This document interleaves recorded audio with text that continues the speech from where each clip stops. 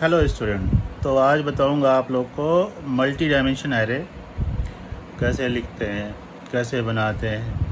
तो जैसे पिछले वीडियो में बताया था एरे क्या होता है, अलग अलग तरीके के या सेम तरीके के बहुत सारे डाटा को आप एक डाटा होल्डर वेरिएबल में रख सकते हैं। तो इसी तरह से मल्टी डायमेंशन में क्या होता है कि एरे के अंदर भी एरे आपको स्टोर कर सकते हैं। एरे के अंदर एरे, एरे के अंदर एरे, एरे के अंदर एरे, इस तरह से कई तल्ले में रख सकते हैं। डायमेंशन मीन्स तल्ला, first floor, second floor, third floor जैसे होता है ना, ऐसे एरे में भी आप एरे के अंदर एरे, एरे के अंदर एरे, एरे के अंदर एरे डिफाइन कर सकते हैं। बहुत सिंपल सा तरीका है। एक छोटा सा एग्जांपल आपके सामने है कि जैसे आपने एक वेरिएबल लिया $x इक्वल टू लिया एरे। अब एरे का जैसे ब्रैकेट खुलता है, उसके अंदर फिर आपने एक एरे ले लिया, उसमें आपने 3 वैल्यू डाल दी, 500, 200, फिर कामा सेपरेट कर दिया। दूसरे एलिमेंट की जगह आपने दूसरा एरे डाल दिया जिसमें आपने वैल्यू ले ली 100, 200, 300। इसी को आप दूसरी तरह से जो है ले सकते हैं, लिख सकते हैं। जैसे $x के बाद बड़ा वाला ब्रैकेट खोला बंद किया, फिर बड़ा वाला ब्रैकेट खोला एंड बंद किया। उसके बाद इसी तरह से आपने उसको 3 लाइन में, पहले में 5, दूसरे में 100, तीसरे में 200 डाल दिया। तो ये भी एरे के अंदर एरे जनरेट हो गया जिसकी वैल्यू 500, 200, 300 पड़ी हुई है। लिखते कैसे हैं?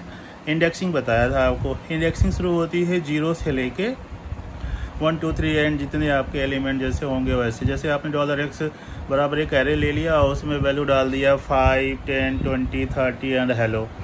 अब इसमें इंडेक्स का क्या हो जाता है, जो पहले स्थान पे है उसके इंडेक्स 0, दूसरे स्थान पे 1, तीसरे स्थान पे तो 2। इस तरह से उसकी इंडेक्सिंग होती है।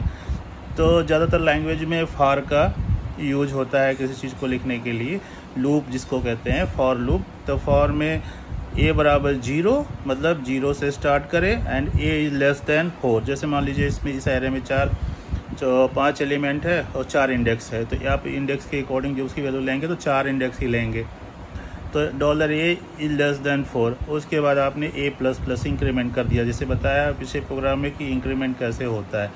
उसके बाद आपने उसको इको करा दिया $x में और ब्रैकेट में $a पास कर दिया। और लाइन ब्रेक करने के लिए HTML का टैग होता है BR का, उसको कॉन्कैटिनेट कर दिया उसके साथ, मतलब जोड़ दिया। उसके बाद उसका जो आउटपुट आएगा तो पहली लाइन में 5 आएगा, दूसरे में 10, तीसरे में 20, चौथे में 30 और उसके बाद 5वें में हेलो आएगा। तो इस तरह से फॉर का यूज करके एरे को प्रिंट कराते हैं। आगे मैं आपको बताऊंगा कि और इसको किस तरह से लिख सकते हैं। जैसा कि आपने देखा कि पिछले वीडियो में एग्जाम्पल 1 में फॉर का यूज करते हैं।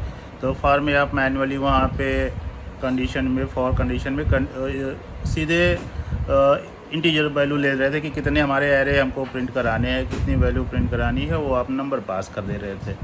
लेकिन आप यहाँ पे देखेंगे, इसे बोर्ड पे दिख रहा होगा एग्जाम्पल 2। एग्जाम्पल 2 में क्या दिख रहा है, इसमें फॉर का जो लूप लगा हुआ है $a इक्वल टू 0 और उसके बाद $a less than count $x। Count क्या है? काउंट एक इनका रेडीमेड फंक्शन होता है PHP में। आप काउंट में एरे पास करोगे तो वो उसका कितने इसमें एलिमेंट है वो निकाल के दे देता है। जैसे इसमें मान लो पहला एरे आपने लिया 5, 10, 20, 30 और वो हेलो 5 इसमें वैल्यू पड़ी हुई है। तो आपने अगर इसको काउंट में पास किया तो ये इसका काउंट का मतलब ये रिटर्न कर देगा कि इस एरे में 5 एलिमेंट पड़े हुए हैं। उसके बाद आपने $a++ लगा दिया। सिंपल सा इको करा दीजिए $x और उसके बाद ब्रैकेट में $a क्या है, वो एक तरीके से इंडेक्स हो जाता है। तो जिस तरह से लूप चलेगा कि पहले 0, फिर 1, फिर 2, फिर 3, फिर 4, क्योंकि लेस देन 5 तो 4 तक जाएगा और उसका आउटपुट आ जाएगा।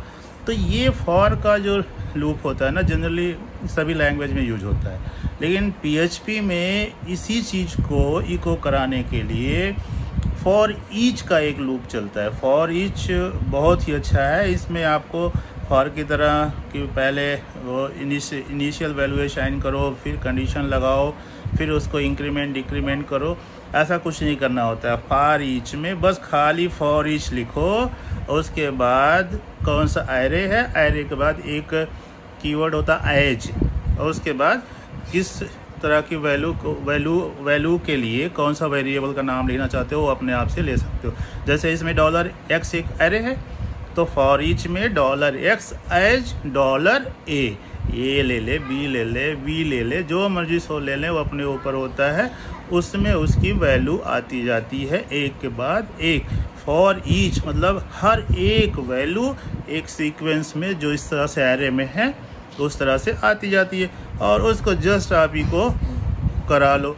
जैसे है यहाँ पे देखिए नीचे वाले लूप में है फॉर ईच के बाद $x एज $a, उसके बाद इको $a डॉट कॉन्केटेनेट कर दिया आपने BR, जिससे कि अलग अलग लाइन में आउटपुट आ जाएगा।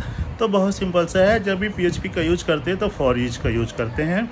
हम फॉर को भूल जाते हैं, फॉर का यूज नहीं करते हैं, ज़्यादातर फॉर ईच का करते हैं। बहुत ही सिंपल है, सिर्फ एरे का नाम एज लिया और उसकी वैल्यू आ।